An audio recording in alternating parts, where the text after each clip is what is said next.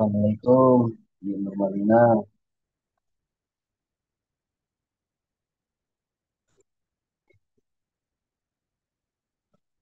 Waalaikumsalam warahmatullahi wabarakatuh. Di rumah atau di mana nih? Di kamar. Jelas ini suara Subhan? Jelas. Ya. Oh, ini di sini soalnya lagi hujan. Sama ini juga. Oh, di kebun bunga lagi hujan ini. Ya, mudah-mudahan jaringan internetnya stabil ya. Ya, alhamdulillah mudah-mudahan ya tadi sempat lah agak ini terganggu. Iya,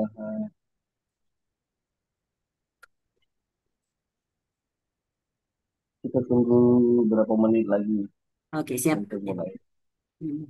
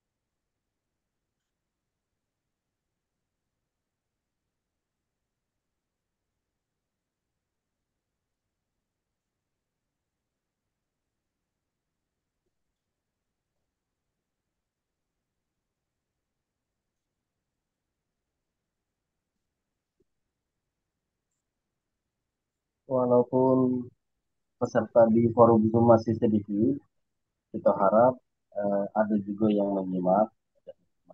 Mudah-mudahan lewat YouTube, YouTube Mangga ya, di streaming.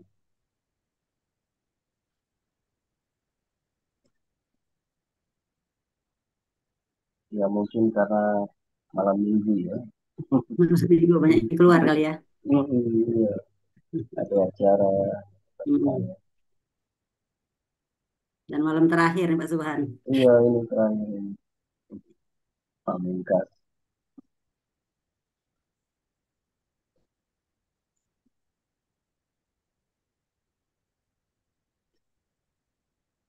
Kita mulai 1 menit lagi.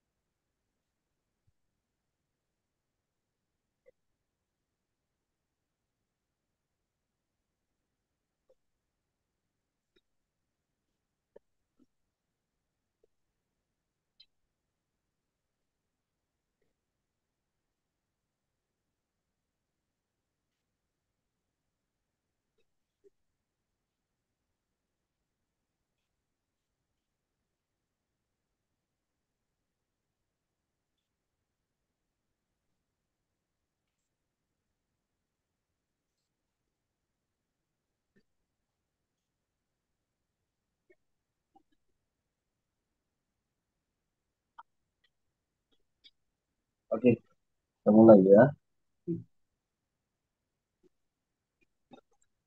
Baiklah. Assalamualaikum warahmatullahi wabarakatuh. Selamat, Waalaikumsalam warahmatullahi wabarakatuh. selamat malam. Salam sejahtera untuk kita semua. Hari ini, Sabtu 23 Agustus 2025 adalah hari terakhir kegiatan Pekan Pustaka Palembang 7. Pada malam hari ini, kita akan membedah sebuah buku berjudul Sejarah dan Perkembangan Praktik Literasi Masyarakat Sumatera Selatan 1901 hingga 1956.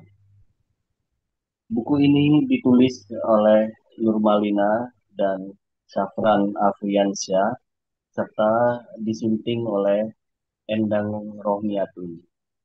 Buku ini terbit pada tahun 2025. Sudah hadir bersama kita Bu Nurmalina, penulis buku yang menjadi pembicara malam ini. Bu Nurmalina dilahirkan di Desa Lumpatan, Musi Banyuasin. Pada bulan Oktober 2024 yang lalu, beliau menyelesaikan pendidikan di S3 Peradaban Islam UIN Raden Fatah Palembang. Bu Nurmalina kini menjabat sebagai Kepala UPT Perpustakaan UIN Raden Fatah. Baiklah, demikian profil singkat narasumber kita. Selanjutnya, mari kita simak pemaparan Bu Nurmalina mengenai buku yang ia tulis. Kepada Bu Nurmalina, kami persilakan. Baik, terima kasih saudara moderator Pak Zuhan.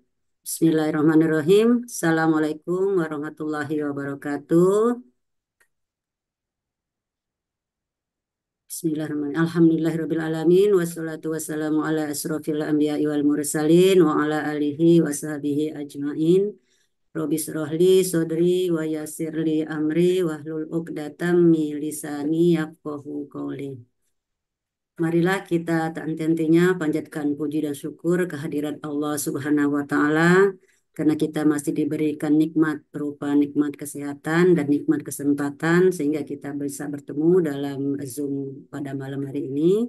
Salawat serta salam tak henti-hentinya kita sanjungkan kepada Nabi besar Muhammad Sallallahu Alaihi Wasallam. Semoga di akhirat kelak kita mendapat syafaat dari Rasulullah. Bapak Ibu yang saya hormati, izinkan saya malam ini untuk berbagi atau sharing ya mengenai buku yang telah saya tulis. Buku ini eh, bukan hasil karya saya sendiri. Tadi sudah dipaparkan oleh Pak Zubhan bahwa buku ini hasil karya bersama ya, yang terutama dari pembimbing saya, Profesor Dr. Endang Rohmiatun MA, dan dibantu juga oleh eh, suami dan anak-anak dalam mencari eh, sumber-sumber primer tentang penulisan buku ini. Buku ini juga eh, apa namanya sebagai hasil ya, sebagai hasil dari eh, disertasi saya yang sudah disebutkan oleh Subhan tadi.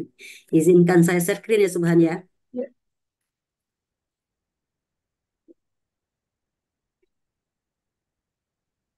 Oke, apakah kelihatan? iya terlihat. Oke, jelas ya. Ya, oke, jadi buku ini eh, berjudul Sejarah dan Perkembangan Praktek Literasi Masyarakat Sumatera Selatan pada tahun 1901 sampai 1956.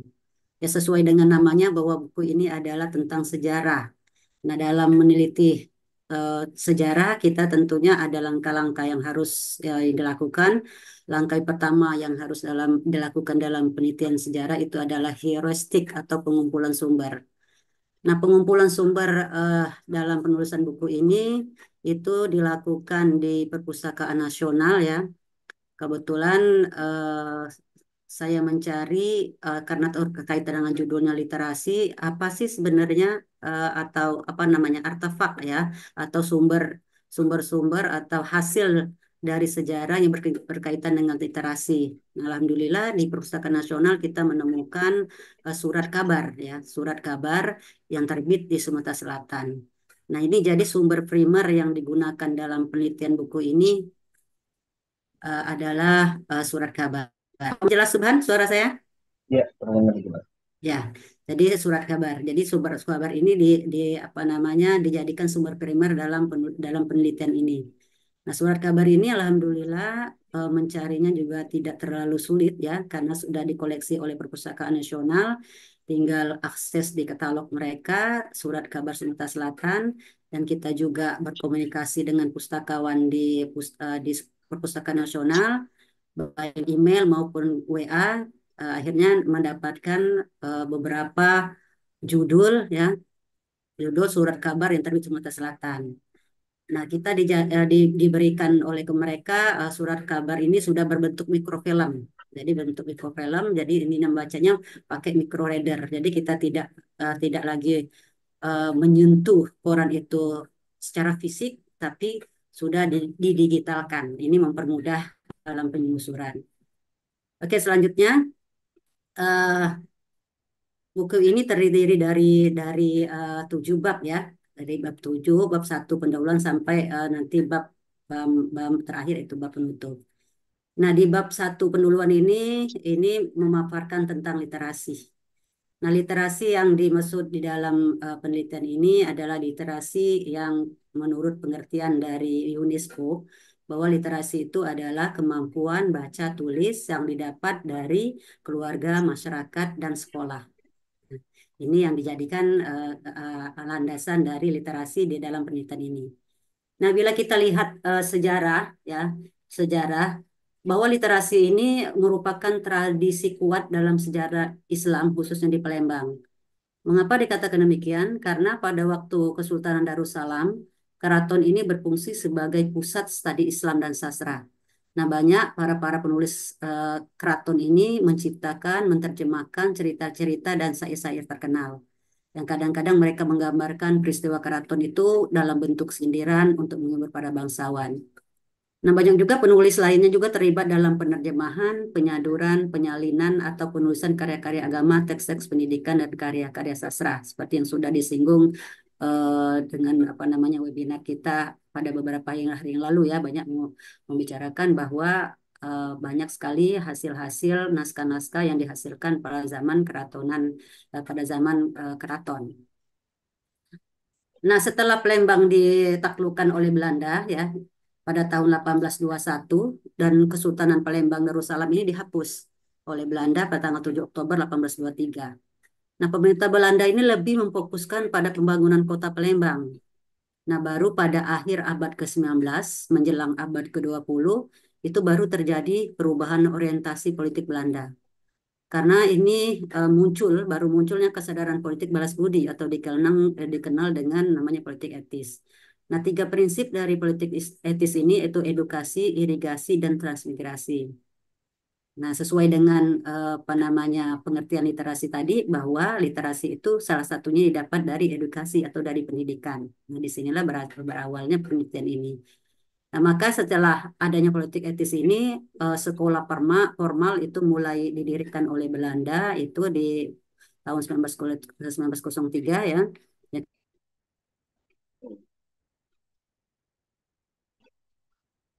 Sepertinya Ibu Nurmalina terlempar di ruang Zoom. Kita tunggu beliau bergabung lagi.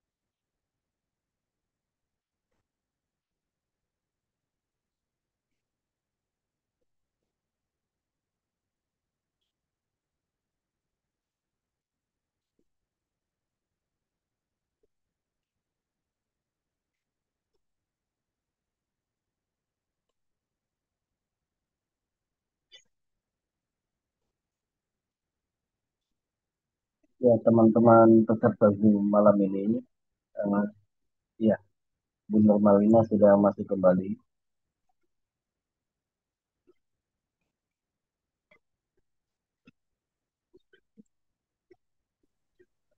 Oh ya, oke, apakah sudah terdengar, Suban? Iya, terdengar. Ya, maaf ya, ini mungkin karena pengaruh dari Iya, iya, ya, cuaca ya. oke, cuacanya. Oke, saya share screen lagi ya. Silakan. Oke, mudah-mudahan tidak terjadi lagi ya. Oke, lanjut ya. Silakan. Oke, jadi keadaan Kota Palembang yang tergambar oleh apa namanya hujan emas oleh masyarakatnya ini menurut statement sebagai residen Palembang pada waktu itu ini berbanding terbalik dengan keadaan Manado di tempat asalnya.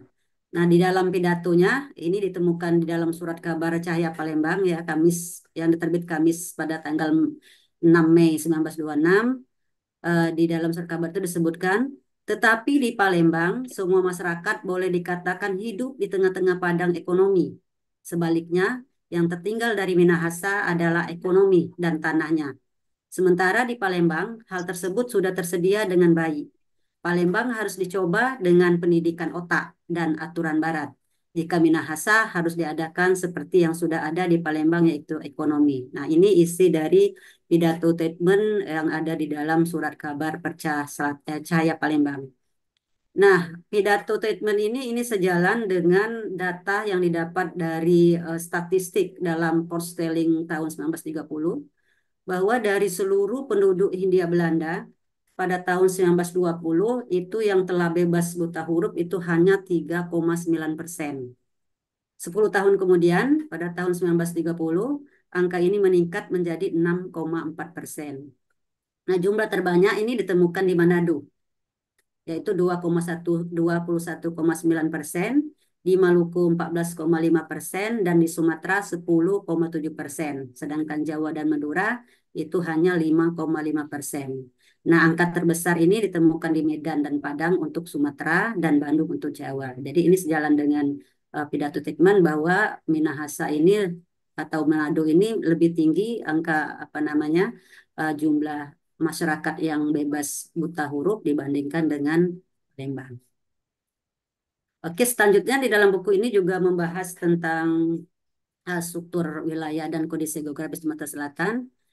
Ini berdasarkan mungkin bila kita melihat wilayah administratif setelah Kesultanan Palembang Darussalam itu berubah menjadi Keresidenan Palembang, itu berdasarkan SK Gubernur Belanda ya tanggal 7 Oktober 1823. Presiden Palembang ini dikepalai oleh seorang presiden.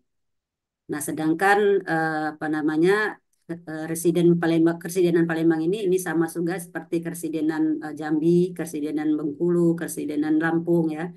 Nah, keresidenan yang ada di wilayah Sumatera ini dikepalai oleh seorang gubernur yang berada di Medan, ibu kotanya dari Medan. Nah, residen, gubernur, residen, asisten residen, ini controlling itu ya, ini di apa namanya diduduki atau dijabati oleh orang yang berkekuasaan Belanda. Sedangkan Demang, asisten Demang, Menteri Polisi dan Menteri Belasting atau Pajak atau dan Pesira itu di, dijabat oleh masyarakat pribumi. Nah, Keresidenan Palembang pada waktu itu dibagi menjadi 3 abdeling ya. 3 abdeling yaitu Palembang Hilir, ini dikepalai oleh asisten residen yang beribu kota di Kota Palembang. Yang kedua yaitu Palembang Hulu, ini beribu kota di Lahat. Yang ketiga yaitu Ogan dan Kemering Ulu, ini beribu kota di Batu Raja. Nah, Keresidenan Palembang ini secara tipologis ini dikenal dengan konsep uluan dan iliran. Konsep ini membedakan trikotomis keruangan, yaitu Kota Palembang, Iliran Palembang, dan Uluan Palembang. Nah, bila kita lihat dari kondisi sosial masyarakat Sumatera Selatan pada abad ke-20, ini bisa kita lihat dalam tabel ini. Ini keadaan penduduk Sumatera Selatan dari tahun 700 sampai tahun 1930. Nah, bila kita lihat dari tabel ini, dari tahun 700 sampai 1000, itu pertambahan penduduknya hanya 5.589 jiwa. Kalau kita lihat yang paling apa namanya peningkatan yang luar biasa ini terjadi pada tahun 1920 sampai 1930. Ini pertambahan penduduk sebesar 258.407 jiwa. Nah, untuk Kota Palembang sendiri ini sebagai ibu kota provinsi ini pertambahan penduduk pada tahun 1650 ini pada abad ke-17 sampai tahun 1920 abad ke-20 atau selama 3 abad pertambahan penduduk ini sebesar 58.252 jiwa. Sedangkan dari tahun 1920 sampai tahun 1930 atau selama 10 tahun pertambahan penduduk sebesar 34.420 jiwa. Nah, sejak awal 1920, para pendatang ini mulai tertarik datang ke Sumatera Selatan untuk menetap dan mencari nafkah. Karena tadi abad ke-20 ini, eh, awal tahun 1920 ini perekonomian mulai berkembang atau pertanian juga mulai berkembang di Sumatera Selatan. Tadi dijuluki hujan emas. Oleh karena itu, banyak sekali pendatang-pendatang dari luar. Nah, Palembang ini secara geografis tadi mendapat posisi yang sangat strategis dalam rute perekonomian di bidang perdagangan. Nah, kondisi Palembang sebagai kota dagang ini banyak menarik minat orang untuk datang ke Palembang. Kalau kita lihat di sini ada nih dari luar Sumsel pribumi, ada yang Cina, Belanda, dan Eropa di datanya. Nah, pendatang pribumi dari luar ini ada sebanyak 83.875. Ini kebanyakan merupakan pendatang dari Pulau Jawa. Dari data ini dari 83.875 ini 65.557 itu yang dari Jawa. Sisanya itu sebanyak 18.318 itu berasal dari berbagai penjuru Nusantara. Nah, sedangkan yang di luar pribumi ini yang paling banyak adalah Cina. Nah, tercatat ada 788 orang Cina yang tinggal dan mencari nafkah yang tersebar di berbagai Sumatera Selatan. Sedangkan di Kota Palembang sendiri ada 17.804. Sampai sekarang Cina ini masih banyak kita dapati penduduk sebagai apa namanya yang berada di Kota Palembang. Nah, untuk berikutnya ini bila kita lihat di bab berikutnya adalah kondisi ekonomi. Nah, ini semenjak 1 April tahun 1906 ini pemerintah Kota Belanda ini dijadikan pemerintahan Kota Palembang ini oleh pemerintah Hindia Belanda ini jadikan suatu kota yang diberi nama Gemeente ya, Gemeente. Ini berdasarkan undang-undang desentralisasi ya. 1 April 1906. Nah, pembangunan kota Palembang ini mulai dilakukan oleh pemerintah Hindia Belanda. Banyak sekali ditemukan dalam koran-koran yang terbit di Sumatera Selatan berita tentang pembangunan kota Palembang ini. Seperti perbaikan jalan raya, pengolahan air ya, jalur transportasi. Nah, pengelolaan air bersih ini dibangun menara air dengan tinggi 35 meter. Ini dari tahun 1929 sampai tahun 1931. Ini untuk menampung air sebanyak 12.000 meter persegi ya. Gitu, apa? Eh, Menara air ini masih ada sampai sekarang. Kita saksikan ini sebagai sekarang berubah menjadi kantor wali kota ya. Ini sebagai bukti bahwa kalau dulu dia dijadikan menara air. Nah, jalur transportasi darat juga mulai dibangun oleh pemerintah Hindia Belanda yang menghubungkan wilayah Sumatera Selatan dengan Lampung itu dibuat jalur kereta api.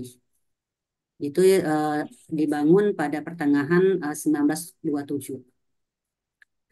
Jalur transportasi air juga dibangun yang menghubungkan Uluan dan Iliran ya. Nah, ini dibuat karena dulu belum ada kalau apa namanya jembatan Ampera ya. Jadi disediakan perahu dan kapal penyeberangan untuk mobil. Ini juga beritanya ada di dalam surat kabar Perca Selatan. Nah, penyeberangan ini menghubungkan antara Tangga Tanah dan Kertapati. Nah, ini kalau tangga tanah ini sekarang kira-kira posisinya itu ada terletak di kawasan 30 Ilir ya, dekat Masjid Suro. Itu tangga tanah itu yang dijadikan sebagai tempat penyeberangan antara Puluhan dan Ilir.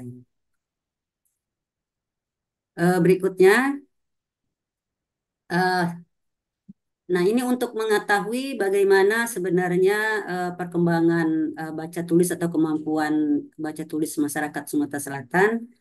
Ini bisa dilihat melalui dua, dua cara, yaitu dengan melihat aksara yang berkembang di dalam masyarakat tersebut dan melihat bahasa yang digunakan dalam masyarakat itu. Nah, kalau aksara ya, yang aksara yang berkembang di Sumatera Selatan ini juga kemarin sudah banyak dibahas di webinar sebelumnya. Yang pertama itu aksara Palawa. Nah, aksara Palawa ini bukti tertulisnya itu bisa dilihat dari Prasasti Sriwijaya. Prasasti Sriwijaya ini seperti Prasasti Kedukan Bukit, Prasasti Talang Tua, Prasasti Telaga Batu, Prasasti Bukit Seguntang ya, dan lain-lain ini bertuliskan aksara Palawa dan dia menggunakan bahasa Melayu kuno. Nah, di sini sudah kita bisa lihat bahwa sebenarnya masyarakat sejak zaman Sriwijaya sudah kemampuan baca tulisnya ya melalui aksara Palawa ini sudah berkembang. Yang berikutnya adalah aksara pasca Pelawa. Ini seperti Jawa kuno, Melayu kuno ya juga berkembang setelahnya. Begitu juga dengan aksara Ulu. Aksara Ulu ini kemarin sudah dibahas oleh Ananda Haidar ya, juga sudah banyak berkembang di masyarakat Uluan. Ini yang manuskrip yang ditulis dengan tulis tangan dengan menggunakan media seperti kulit kayu, bambu, dan tanduk dan kertas. Nah, setelah itu aksara berikutnya adalah aksara Jawi Arab Melayu. Nah, aksara Jawi Arab Melayu ini aksara sebenarnya aksara yang aksara Arab ya yang digunakan oleh orang Melayu untuk menuliskan aksara ini dikenal juga nama Arab Melayu. Nah, aksara Arab Melayu ini atau Jawi ini muncul seiring dengan datangnya Islam ke Indonesia ya. Nah, menurut Aryo Atro ya, Ayatro Heidi ini membagi tahapan dalam perkembangan bahasa Melayu.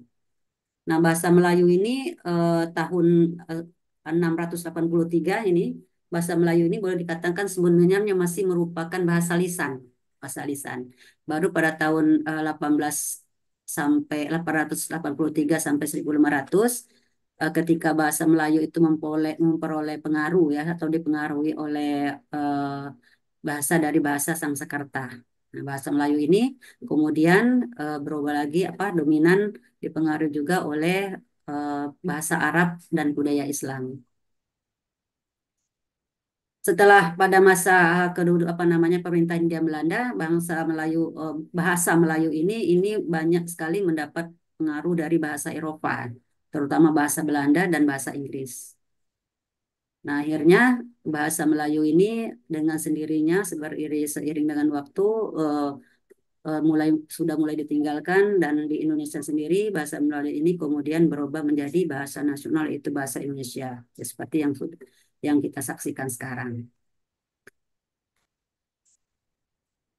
Nah, dari awal tadi sudah saya ya, paparkan bahwa pada saat itu ya eh, pada masa pemerintahan Hindia Belanda itu kemampuan baca tulis masyarakat Sumatera Selatan masih tergolong rendah. Ini perlu kita garis bawahi bahwa baca tulis yang maksud sini adalah baca tulis huruf Latin. Ya, bahasa tulis huruf Latin yang di sekolah-sekolah. Berbeda mungkin dengan bahasa kemampuan bahasa dalam bahasa Melayu atau bahasa Jawi tadi ya.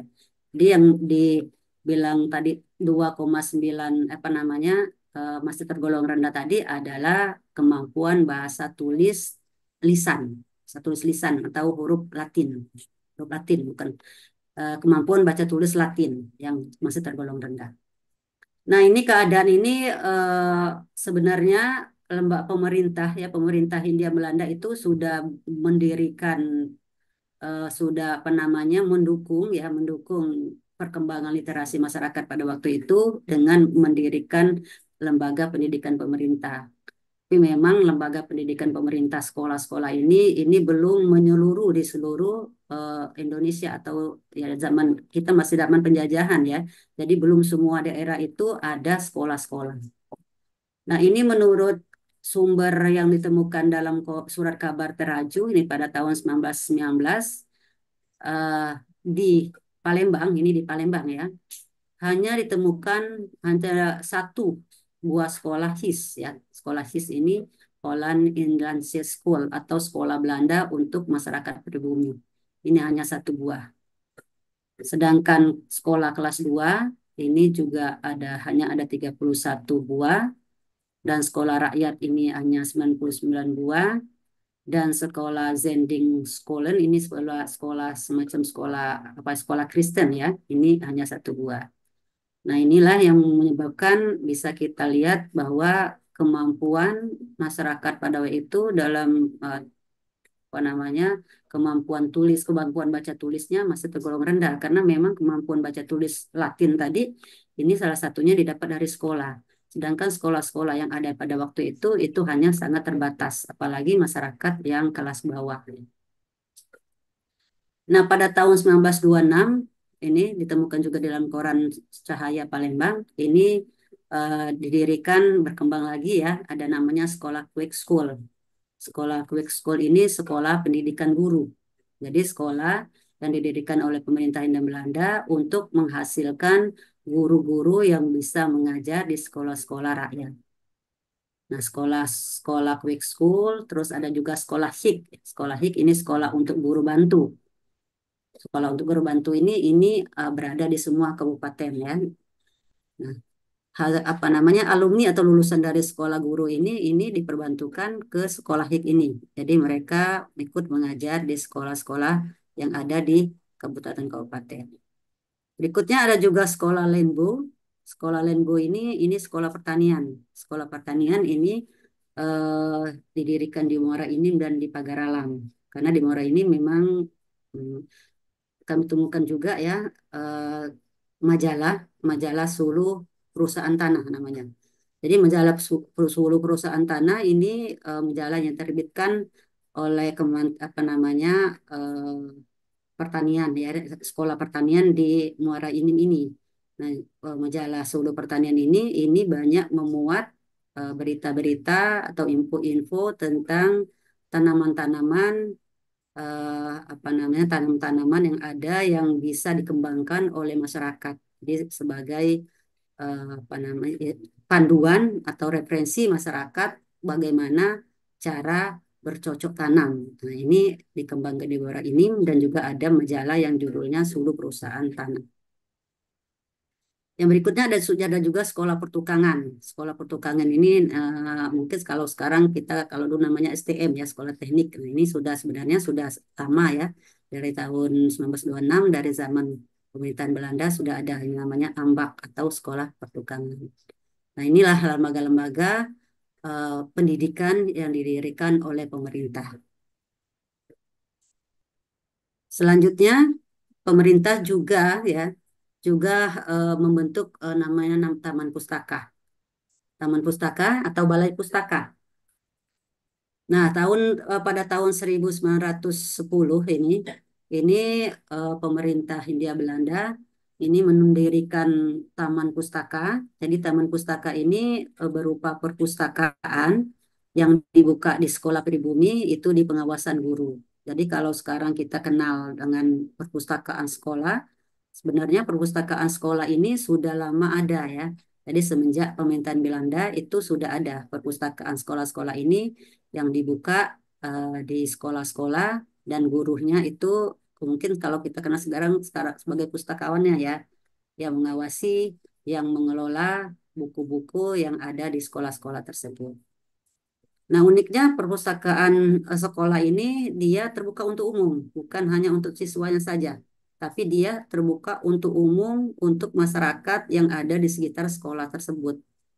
Beda kalau kita sekarang perpustakaan sekolah itu hanya dikhususkan untuk apa namanya sivitas sekolah tersebut ya masyarakat umum tidak bisa mengakses. Nah, kalau di zaman teman apa namanya kolonial Belanda ini perpustakaan sekolah juga terbuka untuk umum, tapi dengan sewa. Jadi perpustakaan sekolahnya terbuka untuk umum, tapi dengan sewa. Sewanya itu tergolong rendah ya. Nah, kalau buku untuk anak-anak ini dapat dipinjam secara gratis. Nah, ini jadi sebenarnya usaha dari pemerintah Hindia Belanda pada waktu itu untuk mengembangkan, meningkatkan kemampuan baca dari masyarakat Hindia Belanda itu sudah terlihat ya, sudah ada usaha-usahanya itu dengan mendirikan Taman Pustaka ini. Selain itu juga eh, ada juga namanya The Fort van Leer Midland. The Fort van Leer Midland ya. Jadi The Fort ini berupa seperti truk kecil. Truk kecil sebagai toko buku berjalan. Ini kelihatan di samping ini seperti ini fotonya ya. Kalau sekarang mungkin semacam perpustakaan keliling ya, perpustakaan keliling. Nah, tapi ini berupa toko buku. Jadi mereka menjual buku-buku yang ada di dalam truk kecil ini. Nah, The Fort Van Leer Midland ini sudah ada di Pulau Jawa ya, sudah ada di Sumatera, di Sulawesi dan di Kalimantan. Tapi saya tidak mendapatkan data yang pasti jumlahnya ya. Jumlahnya berapa jumlah yang ada di Sumatera, di Jawa dan Sulawesi dan Kalimantan. Mendapat informasi bahwa pada zaman itu sudah ada namanya The Fort Van Leer Midland ini. Ada truk kecil sebagai truk berjalan ini ya. Nah, berikutnya pada tahun 1912 berkembang lagi perpustakaan ini ya. Perpustakaan bukan hanya di apa namanya perpustakaan dibuka juga di kawasan Jawa dan Sunda. Nah, ini perpustakaannya sudah ada ini datanya ini baru apa namanya baru mencapai eh, sebanyak 700 buah.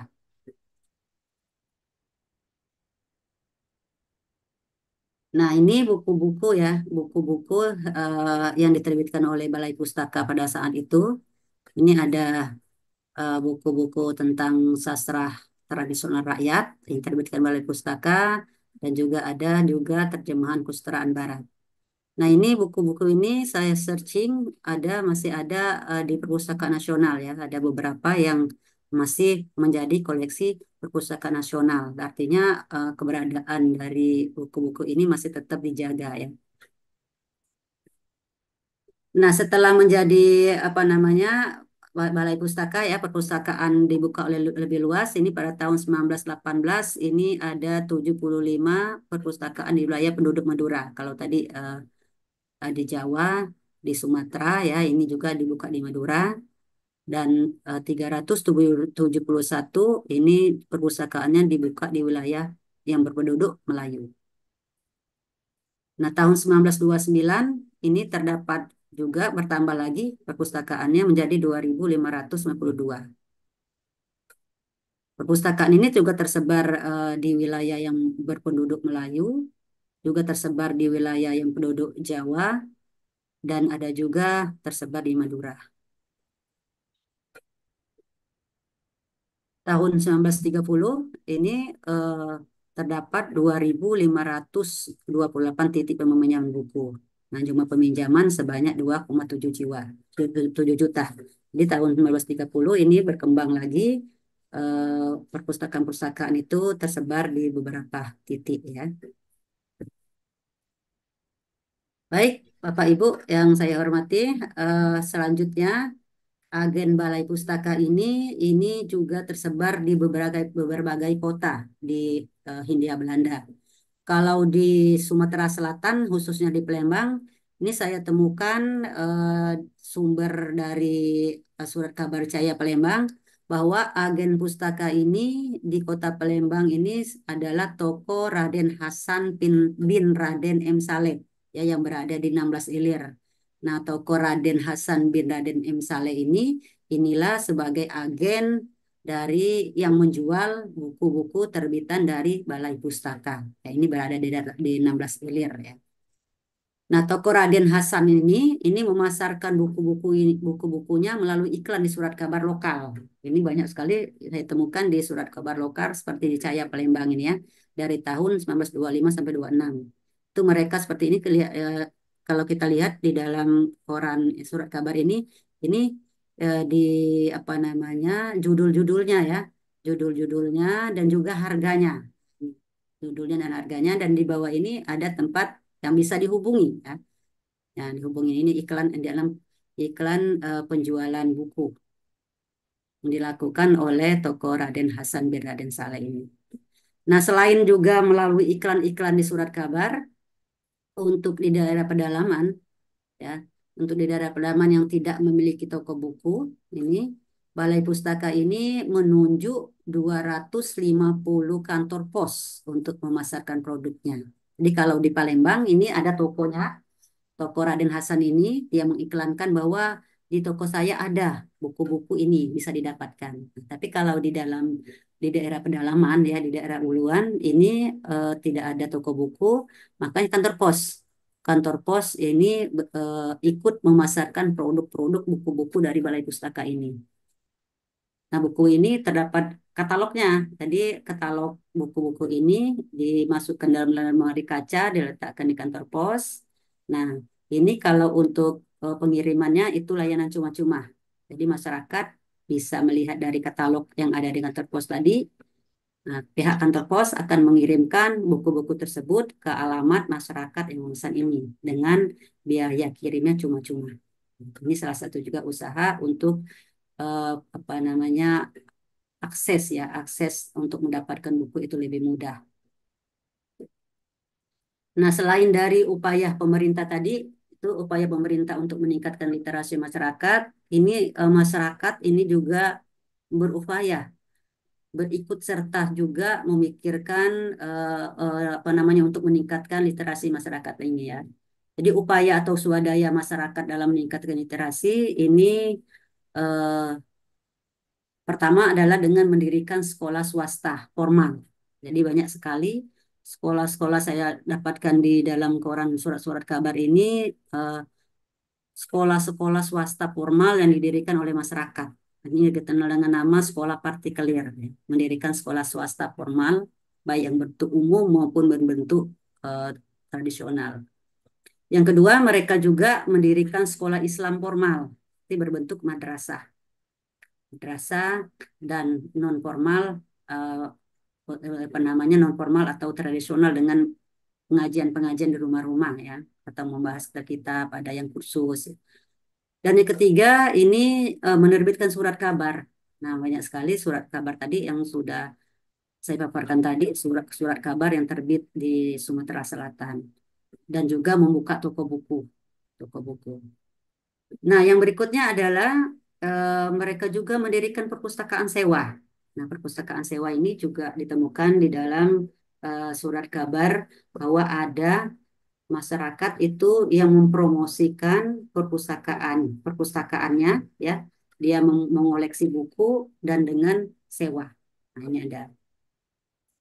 Coba kita lihat ini usaha dari masyarakat dengan mendirikan sekolah formal atau yang berbentuk umum ini. Nah, ini sekolah sekolah swasta ya, sekolah swasta ini dikenal dengan nama sekolah partikelir. Kalau masih masih kita kenal ya namanya partikelir itu berarti sekolah swasta. Nah, sekolah swasta partikelir ini ada yang berbentuk sekolah formal dan juga ada yang berbentuk sekolah non formal atau semacam kursus ya. Nah, sekolah formal ini yang berbentuk umum ya, ini ada HIS Partikelir Kayu Agung, ini ditemukan di dalam surat kabar, ada HIS Juliana ya, ada juga Palembang Institute. Nah, Palembang Institute ini dia juga membuka sekolah-sekolah dan juga membuka apa kursus-kursus ya, kursus-kursus. Nah, ini eh, sekolah formal yang dibuka oleh masyarakat. Nah, ada juga sekolah-sekolah madrasah. Sekolah madrasah ini banyak sekali yang eh, ada sekolah Al-Ihsan ya, ada madrasah Arabia, ada sekolah agama, ada madrasah diniyah dan seterusnya. Nah, ini sekolah-sekolah ini masih sebagian masih ada sampai sekarang. Ini ada juga penelitian dilakukan oleh Pak Rofiq kalau nggak saya ya. Dia meneliti tentang sekolah-sekolah madrasah pada zaman Hindia Belanda, dan sampai sekarang sekolah tersebut masih masih ada beberapa. Nah, untuk tadi sekolah formal, ini sekolah non formal. Nah, sekolah non formal ini kalau sekolah non formal ini semacam kursus ya. Jadi sekolah kursus, ada sekolah kursus bahasa Belanda, ada bahasa Inggris. Nah, ini eh, Palembang Institute tadi, Palembang Institute ini juga membuka sekolah formal dan juga membuka sekolah non formal. Ada juga namanya sekolah menjahit dan menyulam. Ini sekolah khusus untuk wanita. Nah, selain mendirikan sekolah formal ini, masyarakat juga menerbitkan surat kabar. Nah, ini surat kabar berdasarkan penelusuran yang saya lakukan di Perpustakaan Nasional ya. Jadi ada 22 judul surat kabar yang terbit di Palembang, yaitu dari tahun 1919, itu teraju tadi yang 19 sampai tahun 1944. Nah, dari 22 judul surat kabar yang terbit ini 16 judulnya bahasa Indonesia dan sudah berbentuk mikrofilm, dan 6 judul bahasa Belanda. Nah, eh, judul-judul apa namanya surat kabar bahasa Belanda ini dapat dilihat di sini, apa namanya yang berjudul bahasa Indonesia ya. Ini ada Teraju, ini jadi surat kabar yang pertama kali terbit di Sumatera Selatan itu ada Teraju. Tapi sayang sekali dia hanya bertahan selama 1 tahun ya. Dari tahun 19 sampai tahun 1920. Ada juga koran Cahaya Palembang. Ini juga bertahan selama 1 tahun. Dari 1925 tapi sampai 1926. Jadi banyak sekali info-info yang saya dapatkan ya dari Cahaya Palembang ini. Walaupun dia hanya terbit selama 1 tahun. Ada juga koran Jam. Ada Kemudi ya rata-rata beritanya 1 tahun juga. Ada juga Hanfo. Hanfo ini koran yang didirikan oleh orang Cina ya, masyarakat apa namanya berkebangsaan Tionghoa.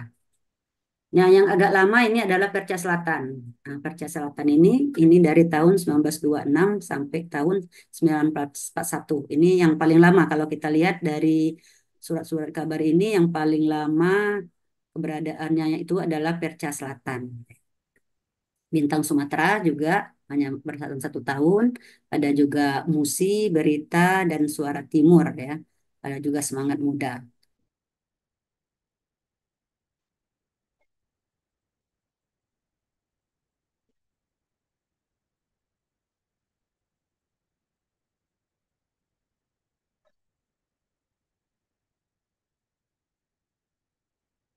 Sepertinya kembali terlambat, Bu Nurmalina. Kita tunggu lagi dia masih perform.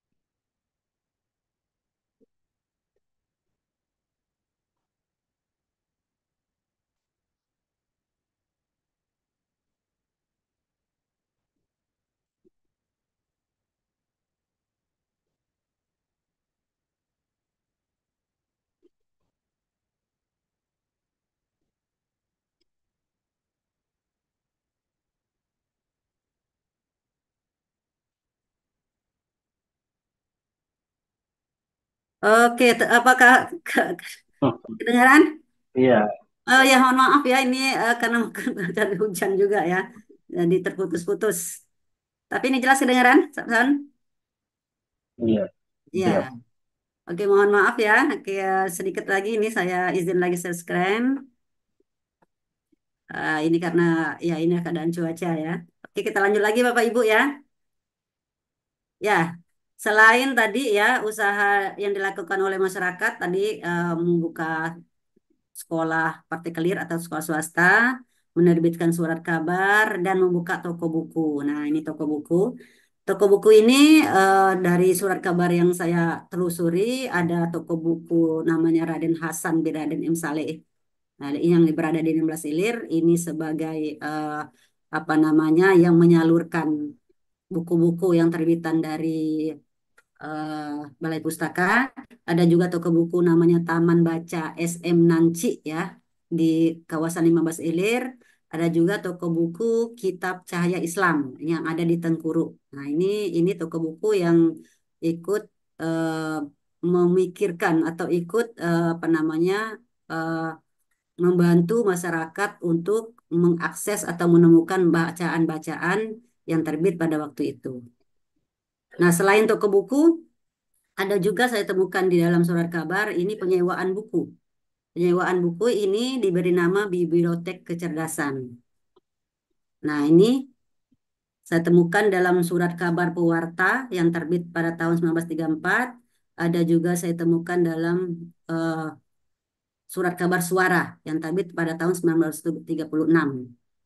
Nah, ini di di surat kabar Pewarta ini diberitakan bahwa telah dibuka pada tanggal 1 September 1934 Bibliotek Kecerdasan atau perpustakaan sewa ya. Dia menyediakan buku-buku yang bisa disewa oleh masyarakat. Ini lokasinya itu berada di Toko Bandung. Kalau sekarang masih ada ya Toko Bandung. Ini berada di 16 Ilir. Nah, tapi pada tahun 1936, Bibliotek Kecerdasan ini pindah lokasi ke 13 Ilir. Nah, buku-buku yang disewakan ini beragam. Nah, beragam sekali buku-buku disewakan di Bibliotek Kecerdasan ini, dari mulai buku agama, mulai buku, buku politik, buku sejarah, hukum, bahasa, dan ada juga buku untuk kaum-kaum ibu dan cerita roman. Nah, kalau kita lihat ya, kalau kita lihat dari usaha-usaha yang dilakukan oleh masyarakat ini menunjukkan bahwa kepedulian masyarakat terhadap literasi ya begitu besar.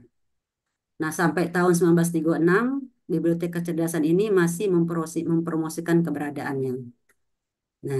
Nah, usaha-usaha masyarakat inilah yang apa namanya eh, dapat harus kita apresiasi bahwa selain dari pemerintahan Hindia Belanda, masyarakat pada zaman Hindia Belanda juga ikut memikirkan kemampuan atau ikut memikirkan literasi pada waktu itu. Oke, sekian demikian yang dapat saya sampaikan. Lebih kurang saya mohon maaf ya karena ini buku yang pertama saya tulis ya. Jadi masih banyak sekali kekurangan-kekurangannya dan juga mungkin masih banyak yang harus dibenahi dan juga eh, ya semoga ke depannya saya lebih produktif lagi ya, dapat menulis buku lebih banyak lagi dan bisa eh, terus berbagi dan untuk perkembangan literasi masyarakat Sumatera Selatan, alhamdulillah kalau sekarang ya kita untuk mengakses buku, mendapatkan informasi itu sudah sangat mudah, berbeda dengan zaman dahulu kala. Dan sekarang perpustakaan juga sudah menyediakan buku-buku baik tercetak maupun yang dalam berbentuk digital. Mungkin itu saja, Subhan ya, yang dapat saya sampaikan, dapat saya sharing pada malam ini. Terima kasih banyak atas perhatian teman-teman yang berada di Zoom. Mohon maaf, tadi beberapa kali saya terpental dari Zoom.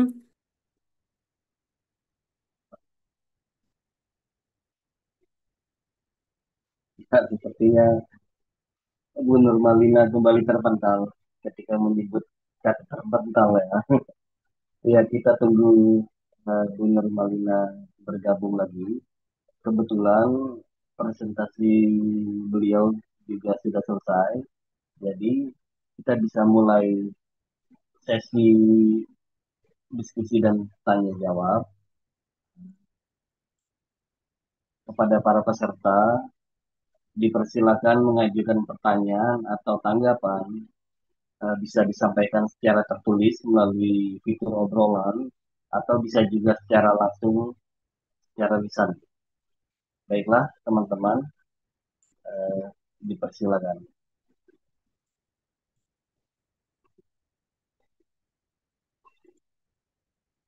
atau mungkin masih ingin menunggu Bu Nurmalina bergabung dulu?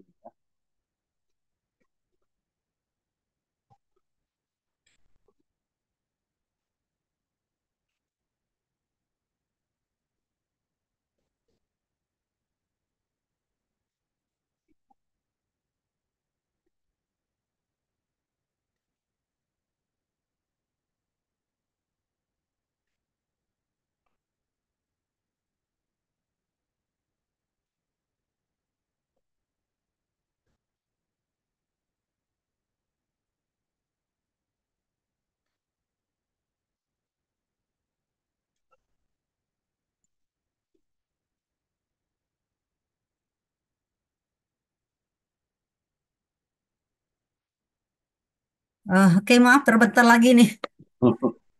Ya, ya, sesi diskusi dan tanya jawab sudah kita buka pada para peserta. Silakan menyampaikan pertanyaan atau tanggapan, bisa lewat fitur obrolan atau chat, atau bisa juga angkat tangannya untuk menyampaikan secara besar.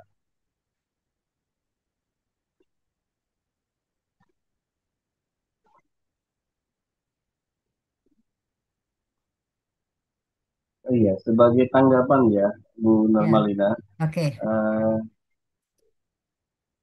apa yang saya baca di buku Ibu dengan yang tadi dipresentasikan, sepertinya presentasi tadi ada bonusnya, khususnya Ya, tentang penerbitan surat kabar, kemudian tentang bibliotek kecerdasan, juga tentang eh, balai pustaka dan taman pustaka.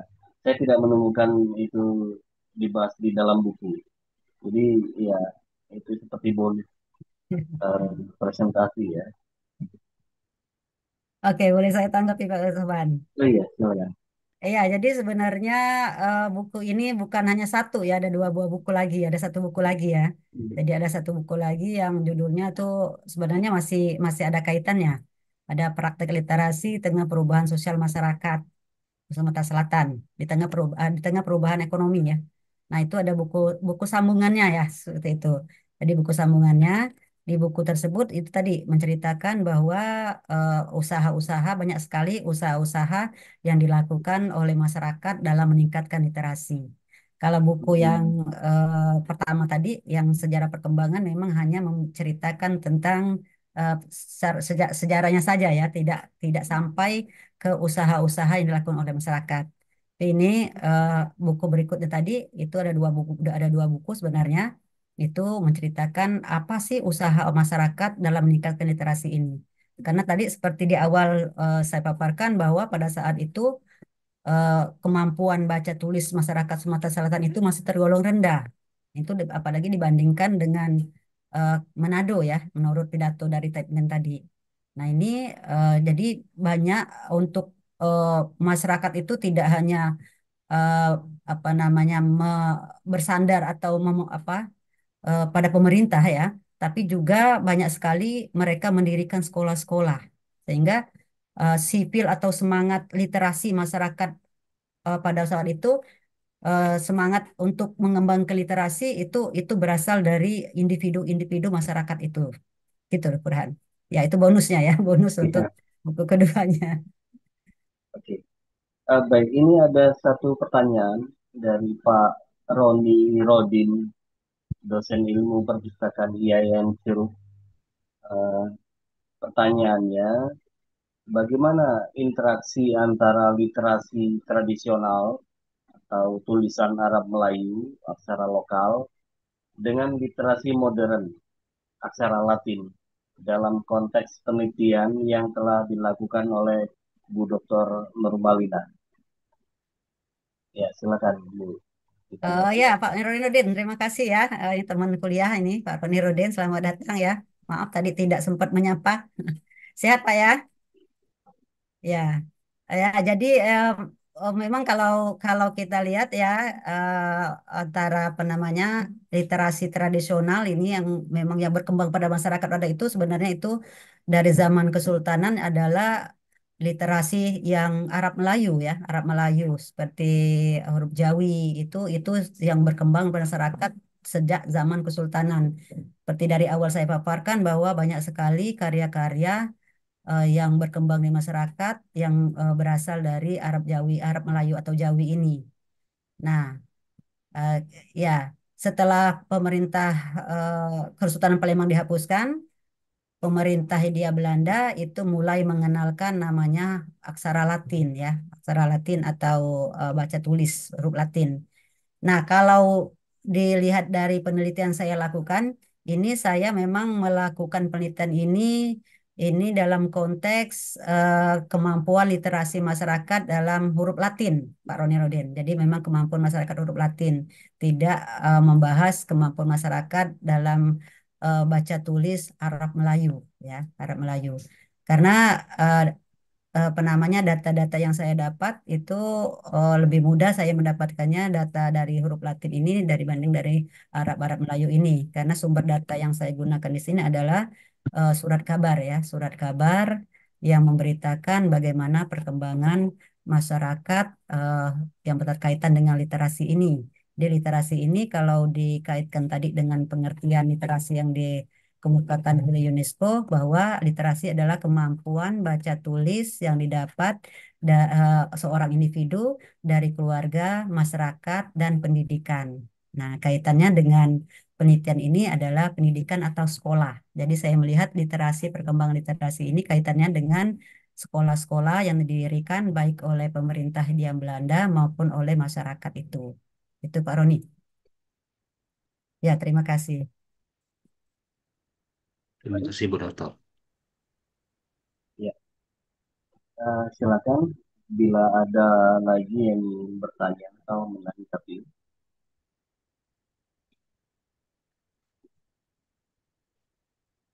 Oh iya Bu, dalam buku ini Bu mencantumkan keterangan eh, waktu 1901 Oh sampai ya, 1956. Itu belum sempat dijelaskan oleh Bu Nurmalina. Tapi oke. mungkin disimpan dulu pertanyaan itu karena ada satu pertanyaan dari Indah W. Antasari. Ini pertanyaannya, Balai Pustaka yang buku-bukunya dipasarkan berarti cabang Jakarta. Pertanyaannya berat sekali. Ini maksudnya mungkin eh, apakah yang menjual buku-buku terbitan Balai Pustaka itu adalah Balai Pustaka cabang Jakarta? Mungkin seperti itu ya. Atau mungkin kalau dilanjutkan pertanyaan apakah ada juga cabang Balai Pustaka di Palembang yang menjual buku-buku terbitan Balai Pustaka? Silakan Bunda.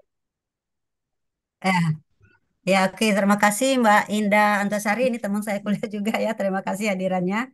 Tadi maaf juga saya tidak sempat menyapa ya. Ya, jadi Balai Pustaka ini yang dipasarkan di Palembang ini adalah memang memang apa namanya Balai Pustaka ini adanya kan di Hindia Belanda di Jakarta ya waktu itu di Batavia, nah, Batavia. Nah, untuk di Palembang sendiri yang memasarkan buku Balai Pustaka tadi seperti saya sudah paparkan adalah toko Raden Hasan. Raden Hasan ini. Jadi Raden Hasan ini apa namanya mempromosikan buku-buku yang dimiliki oleh tokohnya itu melalui surat kabar. Nah, surat kabar dan apa namanya buku-buku yang dipasarkan ini ya ya itu ya benar ya kan cabang dari Batavia kalau sekarang berarti cabang dari Jakarta ya atau Batavia ya ya Baik, gitu Pak Subhan. baik. Mungkin Bu Nurmalina bisa menjelaskan tentang batasan waktu 1901 sampai 1956. Oh ya baik. Iya ya. Jadi karena menurut penamanya eh, penelitian sejarah ya dalam penelitian sejarah memang kita harus membatasi waktunya. Jadi dalam kita melakukan penelitian sejarah memang kita harus dilakukan pembatasan waktu. Kalau saya waktu itu buat hanya misalnya perkembangan literasi masyarakat pada zaman Hindia Belanda. Nah, Hindia Belanda ini sangat panjang sekali. Ya dari mulai tahun 1821 tadi ya, mulai dari Kesultanan Palembang dihapuskan, itu sangat panjang sekali selama berapa abad. Jadi saya membatasi hanya dari tahun 1901 sampai 1956. Nah, mengapa pembatasan ini saya lakukan? Jadi 1901 ini munculnya politik etis. Nah, pada saat tahun 1901 ini munculnya politik etis yang dengan tiga prinsip dasarnya tadi, edukasi, irigasi, dan transmigrasi. Nah, edukasi inilah salah satu tadi yang sudah saya sebutkan bahwa mulainya pada saat 1901 tadi mulai didirikan sekolah-sekolah. Nah, ini dengan didirikan sekolah-sekolah ini, disinilah mulai apa namanya masyarakat bisa mengakses sekolah-sekolah tersebut untuk meningkatkan literasinya. Jadi 1901 ini mulai dengan adanya politik etis, dengan berdirikannya sekolah-sekolah. Ini kaitannya dengan UNESCO tadi ya, bahwa literasi didapat salah satunya dari pendidikan di sekolah. Itu awalnya. Kemudian pada tahun 1956. Nah, pada tahun 1956 ini memang sudah tidak bukannya lagi ke, sudah zaman Hindia Belanda ya, sudah zaman berikutnya. Nah, tahun 1956 ini saya dapatkan juga data bahwa perpustakaan yang berada di Kota Palembang, kalau sekarang kita kenal dengan perpustakaan provinsi ya, perpustakaan provinsi itu didirikan pada tahun 1956. Nah, jadi awalnya itu. Jadi batasan itu yang saya lakukan. Nah, batasan itulah dari batasan 1901 sampai 1999 itu saya mencari apa namanya artefak literasi ya berupa surat-surat kabar tadi. Nah, jadi saya mencari surat-surat kabar yang terbit di kurun waktu itu. Nah, didapatlah tadi dari tahun 1919 ada koran Teraju tadi sampai tahun 1944. Jadi itu batasannya Pak Suhan. Baik, terima kasih atas penjelasannya. Silakan kalau ada lagi yang ingin menanggapi.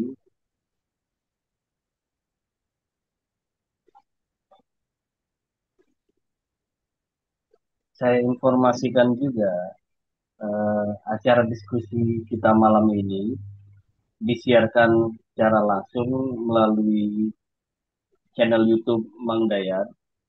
Jadi apabila ada teman-teman yang tidak sempat menyaksikan melalui forum Zoom, bisa menyimak rekamannya eh, melalui channel YouTube Mang Dayat.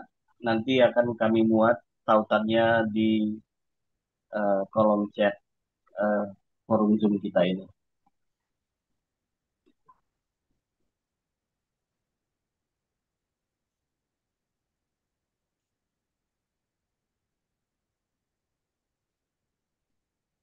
Ya, masih menunggu tanggapan.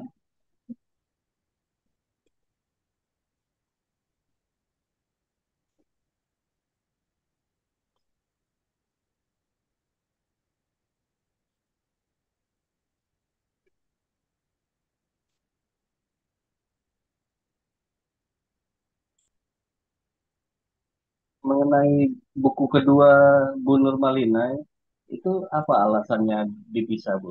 Apakah karena kalau digabung itu akan terlalu tebal atau gimana? Oh ya, jadi sebenarnya ini adalah satu kesatuan sebenarnya ya. Satu kesatuan dalam ini.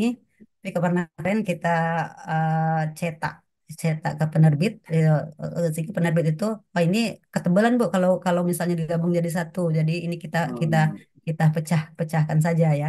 Jadi sebenarnya hmm, kalau secara secara utuh sebenarnya dia adalah satu kesatuan tadi, satu kesatuan hmm, ya, satu kesatuan tidak terpisahkan. Tapi dengan dipisahkan dua ini juga tidak apa namanya tidak mengurangi informasi yang ada di dalamnya itu. hmm.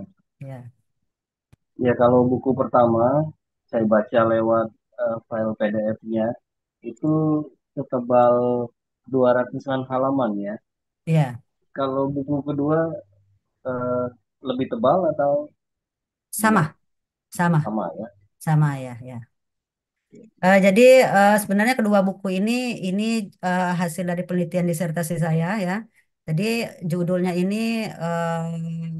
ya kalau eh, mengalami banyak perubahan ya, banyak perubahan.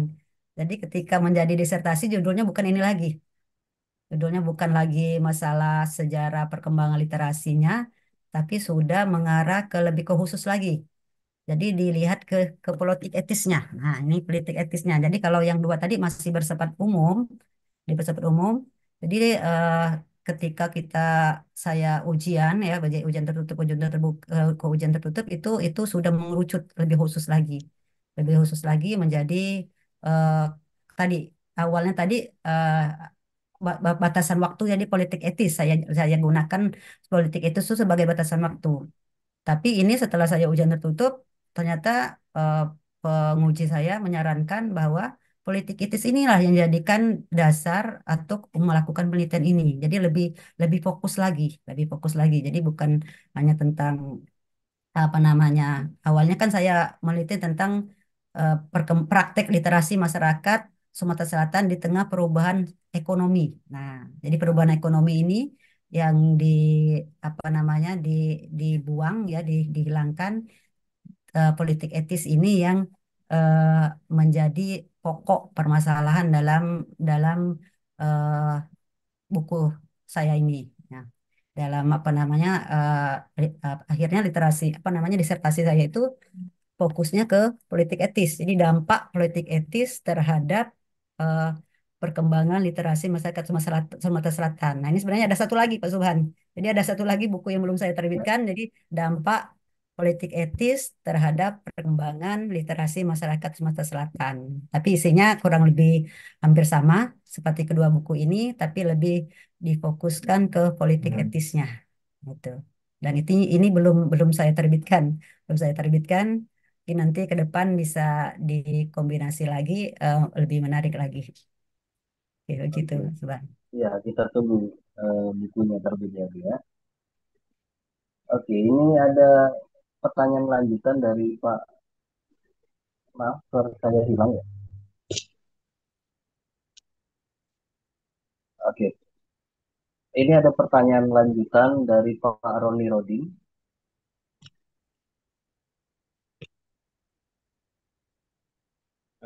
Yang diteliti tahun 1901 sampai 1956. Mm-mm. Artinya ada masa sebelum kemerdekaan dan masa setelah kemerdekaan 1945. Hmm. Kira-kira apa perbedaan antara sebelum kemerdekaan dan setelah kemerdekaan 1945 dalam konteks praktek literasi masyarakat waktu itu?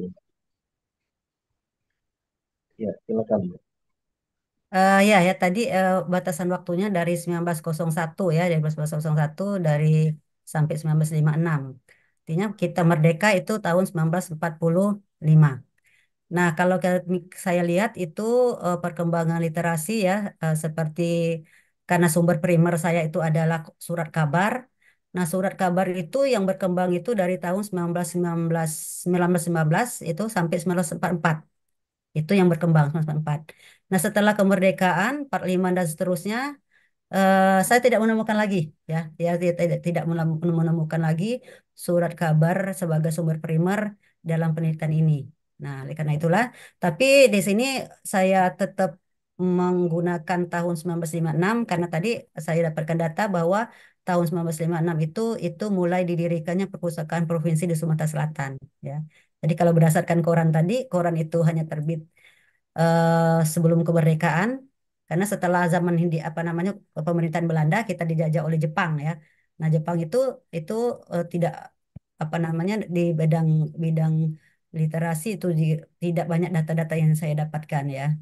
Yang dapatkan tahun 56 itu setelah kemerdekaan itu ya data yang mendukung pendirian perpustakaan Provinsi Sumatera Selatan itu yang kami lakukan. Baik, Pak Roni, masih ada yang ingin didiskusikan Terima mungkin? kasih. Oh, sudah. Pada teman-teman yang lain, silakan mengajukan tanggapannya. Oh Kita ya, masih tambahan punya. sedikit. tambah sedikit lagi Pak Supran, Pak Subhan. Silakan. Ya, jadi kalau kita bicara praktek literasi, sebenarnya apa sih literasi yang berkembang pada masyarakat Sumatera Selatan pada kurun waktu itu? Nah, itu saya menemukan namanya ada praktek literasi perdagangan ya. Literasi perdagangan, jadi masyarakat ini banyak sekali menggunakan surat-surat kabar ini untuk mempromosikan dagangan mereka atau jualan ya, promosi ya. Kalau sekarang kan kita sudah apa namanya berdasarkan digital. Kalau dulu mereka mempromosikan eh, apa namanya jualan-jualan mereka itu di surat kabar, surat-surat kabar. Nah, itu jadi saya mengidentifikasikan bahwa praktek literasi yang berkembang pada masyarakat Sumatera Selatan itu pertama adalah eh, literasi perdagangan karena mereka menggunakan surat-surat kabar untuk mendapatkan informasi untuk baik eh, menjual produk mereka maupun membeli produk-produk. Yang kedua adalah literasi pertanian. Nah, masyarakat juga menggunakan surat kabar ini untuk mencari informasi mengenai pertanian, baik cara bercocok tanam, terus seperti tadi di Muara Inim kita temukan ada namanya majalah Sulu Perusahaan Tanah. Majalah ini berisi informasi mengenai bagaimana cara bercocok tanam, bagaimana cara merawat tanaman, ya di situ. Jadi ini bisa diidentifikasikan bahwa literasi yang berkembang yang kedua adalah literasi pertanian, karena mereka juga menggunakan surat kabar maupun majalah untuk mencari informasi-informasi tentang pertanian. Yang berikutnya adalah literasi sekolah formal. Nah, mereka juga mendapatkan informasi, mendapatkan kemampuan baca tulis ini melalui pendidikan formal. Pendidikan formal yang didapat dari sekolah-sekolah. Berikutnya ada lagi literasi yang berkembang masyarakat adalah literasi baca tulis huruf Arab atau Latin. Bukan huruf Arab ya, apa namanya baca tulis Arab ya, Arab. Mereka belajar di secara non formal di rumah-rumah penduduk itu untuk mendapatkan kemampuan baca tulis atau baca bukan baca tulis huruf Latin ya, tapi mereka eh, dalam ilmu agama, dalam ilmu agama. Nah, ini juga bisa dikatakan bahwa literasi yang berkembang pada masa-masa itu adalah literasi keagamaan, keagamaan. Jadi banyak sekali mereka datang ke guru-guru, ke rumah-rumah masyarakat ya untuk belajar ilmu-ilmu agama. Nah, jadi kalau bisa diidentifikasikan bahwa praktek atau literasi yang berkembang pada masyarakat pada waktu itu literasi pertanian, literasi perdagangan, literasi sekolah formal, dan literasi keagamaan. Nah, itu yang didapat dalam penelitian ini bila kita apa namanya eh, menanyakan apa sih sebenarnya literasi yang berkembang pada masyarakat pada waktu itu. Demikian Pak Subhan. Oke, itu menarik ya, karena berdasarkan judul buku ini, praktik literasi, itu sebenarnya kalau sepembacaan saya itu sesuai dengan perkembangan penelitian literasi, khususnya eh, literasi sebagai praktik sosial, yang tadi sudah disebutkan oleh Bu Nurmalina dalam hal perdagangan, pertanian, dan lain-lain. Dan juga ada isu literasi yang majemuk ya, karena di Palembang ini dikenal beberapa aksara, bukan hanya Latin, ada Jawi dan naskah apa aksara Ulu juga. Bahkan seperti diskusi 2 hari kemarin juga ada aksara Jawa Palembang. Baik, ini ada yang mengangkat tangan. Iya, Oh, apakah saya terdengar, Pak? iya terdengar. Oke, Silakan. mohon izin mau bertanya Bu Nurmalina. Ya Pak. Apakah dalam tiga tadi Bu yang disebutkan literasi ibaratnya dari formal dan non formal itu tetap lestari Bu, ya di masyarakat karena waktu saya lihat itu khususnya di Sumatera Selatan banyak penduduk-penduduknya itu menyebar itu tidak merata dan Hmm. hanya berpusat di kota besar maupun di jalan-jalan raya atau di dekat sungai. Dalam hal ini literasi kan tetap terjaga gitu penyebarannya. Apakah itu tetap ada apa ya mendarah daging gitu? Pertanyaan saya kayak gitu. Dari tiga komponen tadi.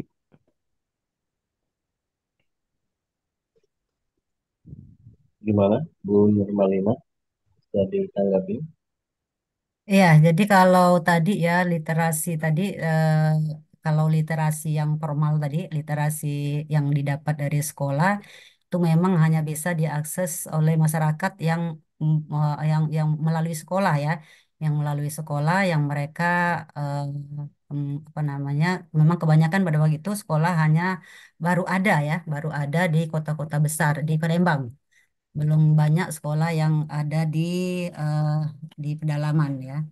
Nah, nah, untuk mereka yang belum bisa mengakses literasi atau belum mendapatkan akses literasi melalui sekolah atau sekolah formal, inilah banyak juga masyarakat-masyarakat yang mendirikan sekolah non formal ya. Ada beberapa yang saya temukan di surat kabar mereka mendirikan sekolah partikelir seperti di Kayu Agung ya di daerah-daerah lainnya juga. Dan juga masyarakat juga bukan hanya mendirikan sekolah formal tapi juga tadi ada juga di eh, apa mereka mendapatkan itu di rumah-rumah guru-guru ya dia kalau di rumah guru mereka belajar ngaji belajar ilmu keagamaan itu di datang ke rumah-rumah kiai-kiai yang ada di daerah-daerah tersebut.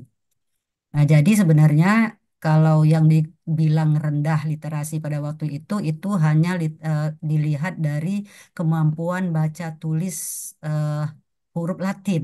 Nah, karena itu data yang saya dapatkan ya, ada data yang saya dapatkan. Tapi sebenarnya kemampuan masyarakat literasi di bidang lainnya, di bidang agama bukan hanya baca tulis huruf Latin, mungkin baca tulis huruf Jawi ya, huruf Arab Melayu itu melebihi dari kemampuan masyarakat dalam dalam eh, baca tulis huruf Latin tadi. Tapi data itu tidak kita dapatkan sebenarnya eh, berapa banyak sih sebenarnya masyarakat yang kemampuannya dalam kemampuan baca tulis huruf Jawi ini atau huruf Arab Melayu ini. Tapi saya bisa meyakini bahwa kemampuan masyarakat pada waktu itu terhadap baca tulis huruf Arab Melayu ini itu sebenarnya lebih besar daripada kemampuan masyarakat dalam eh, baca tulis huruf Latin. Karena kalau huruf Latin ini hanya mereka dapatkan di sekolah-sekolah. Sedangkan sekolah pada waktu itu hanya sangat terbatas. Begitu Pak Subhan. Oke. Selanjutnya ada dua pertanyaan. Satu dari YouTube, dari Kemas Ari. Izin bertanya, apakah Ibu menyimpan dokumentasi koran Traju? Kalau boleh, saya mau baca. Ya, Kemudian, ya, itu dulu mungkin. ya. Oke, terima kasih Pak Kemasari Panji tadi Pak Subhan ya. Iya, Nah, terima kasih Pak Kemasari Panji. Mohon maaf tadi tidak sempat menyapa ya. Ya, Alhamdulillah koran-koran ini yang kaitannya dengan penelitian saya ada ya, ada. Saya dapatkan dari Perpustakaan Nasional itu ada berupa apa foto ya atau foto. Nah, di foto. Ini koran-koran ini bisa kita dapatkan secara gratis di Perpustakaan Nasional. Jadi kalau kita bisa akses ada katalognya, katalog dari koran-koran yang sudah berbentuk mikrofilm ini, tinggal kita eh, apa namanya berikan ke pengelola yang ada di sana, pustakawan yang ada di Perpustakaan Nasional, koran judul korannya, terbitan kapan, tahun kapan. Nah, itu mereka bisa memberikan secara melalui email ya, melalui email foto-foto dari pustakaan digital ini. Dan itu eh, eh, biaya pengirimannya, kalau nggak salah kemarin ada biaya pengiriman, tapi juga tidak terlalu besar ya. Bisa Pak, ini Pak Ari, bisa kita diskusikan lagi untuk koran-koran ini. Terima kasih. ya, baik. Kemudian pertanyaan dari Hafidudin. Izin bertanya, mungkin luput dari pendengaran saya. Daerah mana yang kuat literasinya di Sumsel, dan surat kabar tadi terbit di daerah Palembang saja atau ada daerah lain di Sumsel? Silakan. Ya, ya kalau yang tadi apa yang pertama Pak Subhan yang kuat, Ya, daerah mana yang kuat literasinya di ya, Sumsel? ya kalau kita lihat ya tentu saja Kota Palembang ya. Kota Palembang, karena sekolah-sekolah yang banyak didirikan itu di Kota Palembang. Sedangkan kalau di daerah-daerah, sekolah-sekolah itu masih terbatas. Banyak sekali saya temukan koran-koran masyarakat seperti di mana ya, dia minta kepada pemerintah Hindia Belanda untuk mendirikan sekolah di daerahnya, ya, di daerahnya. Jadi mereka minta pemerintah memperhatikan juga di daerahnya tersebut ya. Tapi saya lupa ini di daerah mana ya. Tapi saya temukan di dalam koran mereka sampai bahkan kalau kita bisa disebut sekarang mungkin demo ya. Mereka minta ke pemerintah di Belanda untuk juga mendirikan sekolah di daerah-daerahnya ya. Jadi bukan hanya terbatas di kota besar seperti Palembang. Dan juga koran ya Pak Subhan ya. Koran Ya, yang eh, terbit ya. ya, Ya, koran-koran yang terbit yang menjadi sumber primer saya ini adalah koran yang terbit memang di kota Palembang, di kota Palembang ya. Jadi tidak terbit di daerah-daerah. Tapi koran-koran ini bisa diakses secara luas oleh masyarakat di seluruh Sumatera Selatan. Jadi eh, banyak juga saya temukan ada juga bahwa koran ini bisa ada apa namanya disalurkan ya, disalurkan melalui pesirah. Nah, pesirah ini dia membeli koran ke apa namanya di para penerbit koran, kemudian dibawa ke daerahnya dan dibagikan ke masyarakatnya.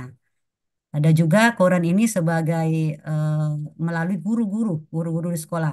Dan juga guru-guru sekolah ini melanggan koran dan itu juga koran-koran ini juga dibagikan kepada masyarakat di sekitar sekolah tersebut dapat mengaksesnya. Jadi memang koran-koran surat kabar atau koran ini diterbitkan di Palembang ya, di Palembang, tapi aksesnya itu sudah menjangkau seluruh masyarakat Sumatera Selatan pada zaman itu. oke. Ya, ini Hafid mengajukan usul ke Bu Nurmalina karena Ya, kebetulan sebagai Kepala Perpustakaan UIN, ya.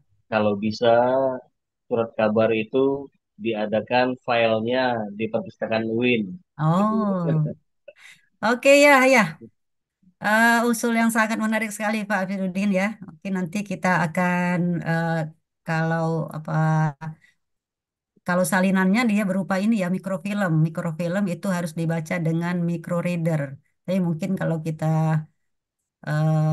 ya artinya kalau kita minta mikrofilmnya kita harus punya microreadernya untuk membacanya ya.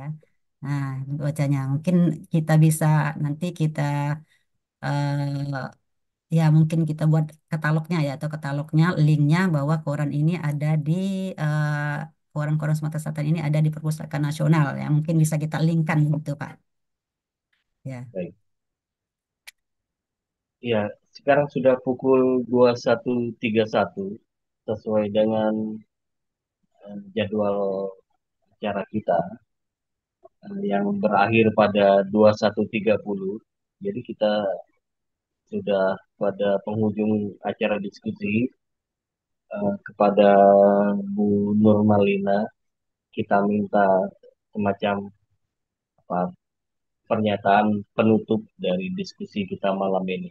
Silakan. Ya, jadi sebenarnya literasi ini bukan hanya menjadi perhatian pemerintah ya, tapi literasi ini juga harus menjadi perhatian kita bersama. Kalau kita lihat sejarah tadi, eh, literasi ini juga menjadi tanggung jawab atau tanggung jawab dari masyarakat untuk meningkatkan literasi. Jadi kita jangan hanya berpangku apa hanya bersandar kepada atau mengharapkan pemerintah untuk meningkatkan literasi masyarakat, tapi kita juga sebagai masyarakat ikut membantu bagaimana caranya mengembangkan literasi ini. Itu Pak Subhan. Terima kasih. Baik. Mungkin pertanyaan tambahan Bu ya. Kalau mau baca buku Bu Nurmalina gimana mendapatkannya? Ya, buku ini bisa didapat di ya buku ini terbitan dari Pustaka Aksara ya. Di Pustaka Aksara sudah ada eh, mempromosikan bukunya di Pustaka Aksara dan juga buku ini sebenarnya sudah ada e-booknya ya, Pak Subhan. Sudah ada e-book diberikan Pustaka Aksara. Mungkin Oke. nanti kalau ada yang mau bisa japri saya berikan e-booknya secara gratis. Oke. Oh, iya. Ya. Baik. Terima kasih. Baiklah, eh, diskusi kita malam ini sudah selesai. Dan kebetulan juga ini adalah akhir dari kegiatan Pekan Pustaka Palembang 7 yang berlangsung mulai hari Senin tanggal 18 Agustus hingga hari ini Sabtu 23 Agustus 2025. Alhamdulillah Pekan Pustaka tahun ini berjalan lancar hingga selesai. Kami ucapkan terima kasih banyak kepada para pembicara yang sudah berpartisipasi dan tentu saja terima kasih sebesar-besarnya kepada teman-teman yang berkenan hadir dalam forum Zoom maupun yang menyimak lewat YouTube. Eh, Pekan Pustaka Palembang tahun ini, sebagaimana juga tahun-tahun yang lalu, dapat terlaksana karena kerjasama 4 orang, yakni Jeki Sepriadi, Wendy Firmana Putra, Hafidudin, dan saya. Dan kami juga merasa beruntung karena acara diskusi Pekan Pustaka dapat disiarkan dan terdokumentasi melalui channel YouTube Mang Dayat. Demikian Pekan Pustaka Palembang tahun ini kami akhiri. Sampai jumpa lagi di Pekan Pustaka Palembang tahun depan. Selamat malam. Wassalamualaikum warahmatullahi wabarakatuh. Waalaikumsalam warahmatullahi wabarakatuh. Terima kasih semuanya. Baik, Terima Bu. kasih teman-teman yang sudah hadir Ya, di sini. Mohon maaf ya kalau tadi agak ini. Ya.